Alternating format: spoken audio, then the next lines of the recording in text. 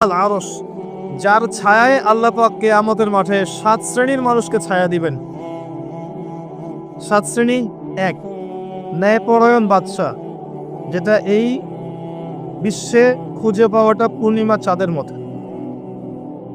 2, সেই যুবক যে তার পুরো যৌবনকাল আল্লাহর পথে ব্যয় করেছে, এটার সুযোগ আপনার সামনে আছে, আপনি লুফে নিতে পারেন, এই সুযোগটা আপনার সামনে আছে।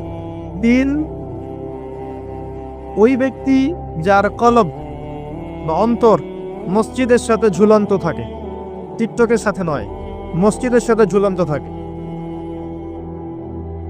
এখনকার যুব সমাজের অন্তর অনলাইনে ঝুলন্ত থাকে, দেখবেন।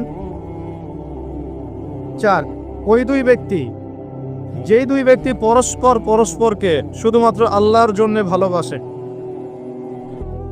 এখানে বয়ফ্রেন্ড গার্লফ্রেন্ড সম্পর্ক বোঝানো হয়নি, এই দুনিয়ার স্বার্থে জর্জরিত ভালোবাসার বাইরেও ডিভাইন একটা ভালোবাসা আছে, সেটা হচ্ছে আল্লাহর জন্য ভালোবাসা। আর যখন আপনি কাউকে আল্লাহর জন্য ভালোবাসবেন, তখন আপনি কষ্ট পাবেন না ইনশাআল্লাহ। যখন আপনি ভালোবাসার মানুষের কাছে কিছু প্রত্যাশা করবেন, তখন আপনি কষ্ট পাবেন পদে পদে। আল্লাহর জন্য ভালোবাসেন মানুষকে, আপনি কষ্ট পাবেন না ইনশাআল্লাহ। 2 ব্যক্তি যারা পরস্পরকে আল্লাহর জন্য ভালোবাসে, আরো সে ছায়া পাবে। 5, ওই যুবক যাকে কোনো সুন্দরী নারী আহ্বান করেছে জেনার জন্যে, কিন্তু সেই যুবক বলেছে আমি আল্লাহকে ভয় করি, যেটা এই জেনারেশনের মধ্যে খুঁজে পাওয়া দুষ্কর। বরং তারা উল্টা প্রত্যাশায় থাকে যে কখন কোনো মেয়ে আমাকে প্রপোজ করবে।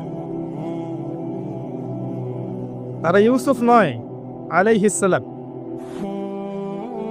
6, ওই ব্যক্তি যার ডান হাত কি দান করছে বাম হাত খবর রাখে না। ডান হাত কি দান করছে বাম হাত খবর রাখে না। আমাদের মতো নয় যে অল্প কিছু দান করেই দানবীর টাইটেল লাগিয়ে মানুষের দুয়ারে দুয়ারে যাচ্ছি সাপোর্টের জন্য, এমন নয়। 7, ওই ব্যক্তি যে নীরবে নিভৃতে আল্লাহর কথা স্মরণ করে এবং আল্লাহর কথা স্মরণ করতে করতে তার চোখ দিয়ে অশ্রু প্রবাহিত হয়।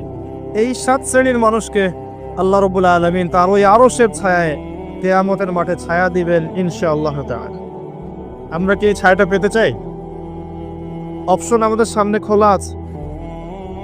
আমরা কিন্তু ওই যুবক হতে পারি, ওই 2 ব্যক্তি হতে পারি, ওই ব্যক্তি হতে পারি যে মসজিদের সাথে সম্পর্ক রাখে, গোপনে দান করতে পারি, রাতে নিভৃত আল্লাহর জন্য কাঁদতেও পারি না? সব সুযোগ আমাদের সামনে আছে। আল্লাহ